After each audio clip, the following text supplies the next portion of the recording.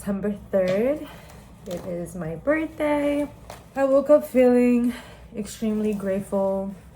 I looked around my room and the sunlight was out. It was nice hearing the little bit of traffic from in front of my street, and I journaled a little bit. I just feel so good. I really, really do. I don't feel 25. However, inside I feel like enlightened, if that's the right word I want to describe. I did tell myself that if I was gonna have a YouTube channel, I was going to try to make it meaningful, not just, content creating on my lifestyle, but also very meaningful. And one of the topics that I talked about when I was journaling this morning is, in this new era, I don't want to complain. I know it is a big thing. We all go through different things in life, and a lot of challenges will arise and situations will not go my way all the time. However, one thing that I realized is that complaining is not conductive in this era of my life. Complaining will only remind you of the things that you don't have, and it will lead to feelings of anger, jealousy, frustration, and it's not productive. It is counterproductive to the goals and milestones that you want to accomplish. And so now that I am 25, I honestly want to try to avoid complaining. Focus on the things that I have. Focus on the things that is going right, because God's plan is way more important than mine. And his plan is always right. So even when things is not going my way, I need to take that as a readjustment to focus on the things that are going right. I complain about like 10 times a day.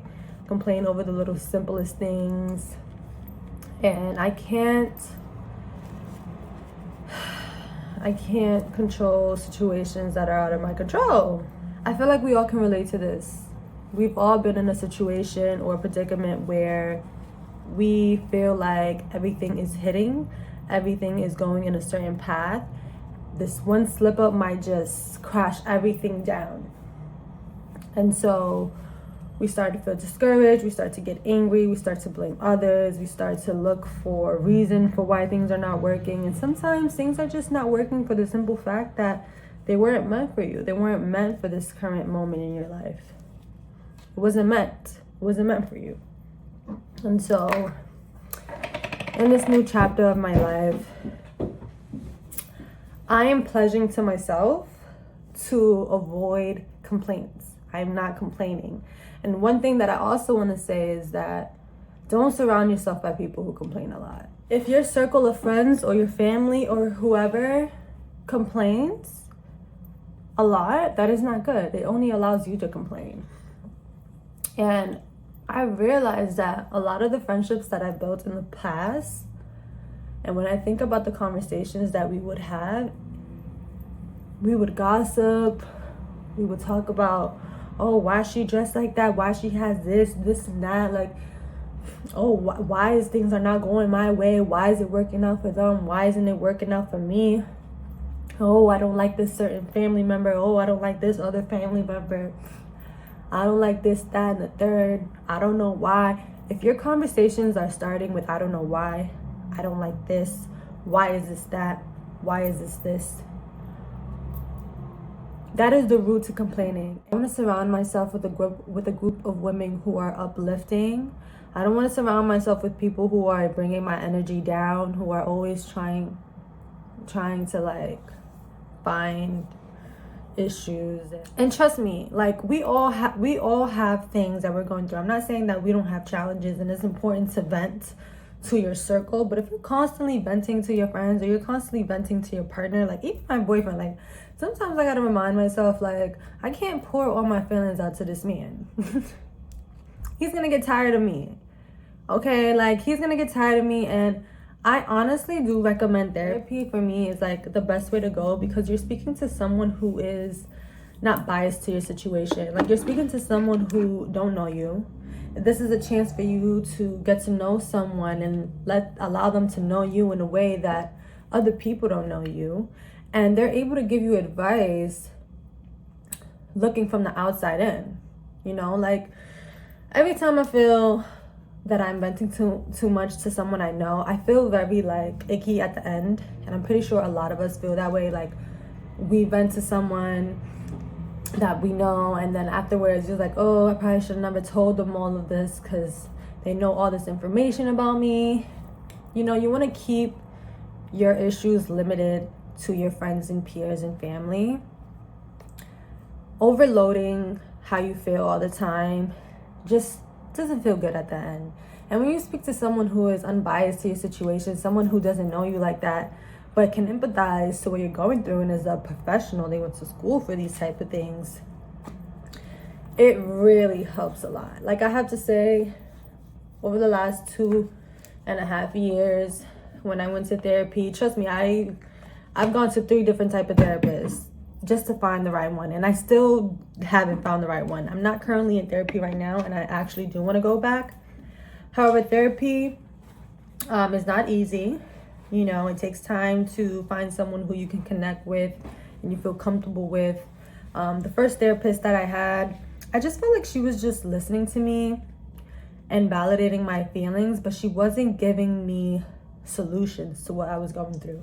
It was more of something like, that is totally normal. Yes, it is okay for you to feel that way. It is okay that you're going through these situations. You know, you're going into your early adulthood. It's okay to have these feelings of frustrations and weariness. And she was great at that. However, at the end of my sessions, I just felt like I wasn't getting anywhere. I kind of felt a little bit worse.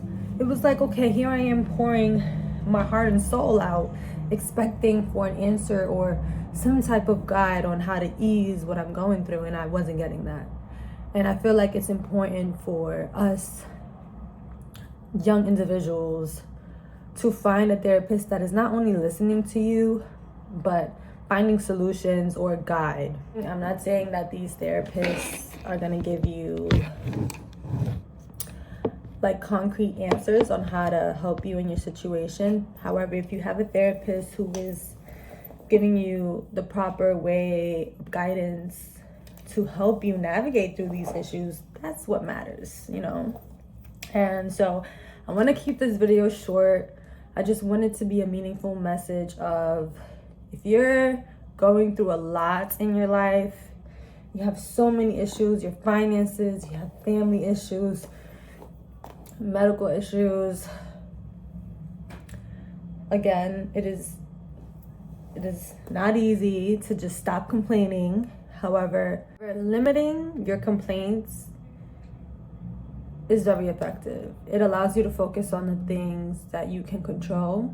It allows you to move forward. It allows you to have hope when you talk about the things that you can accomplish. If you have a plan, things are not going right, think of a plan, stick to it, be consistent, remind yourself. And if things still are not going your way, is a readjustment. God wants you to readjust to a different path. This path is no longer serving you. It is difficult.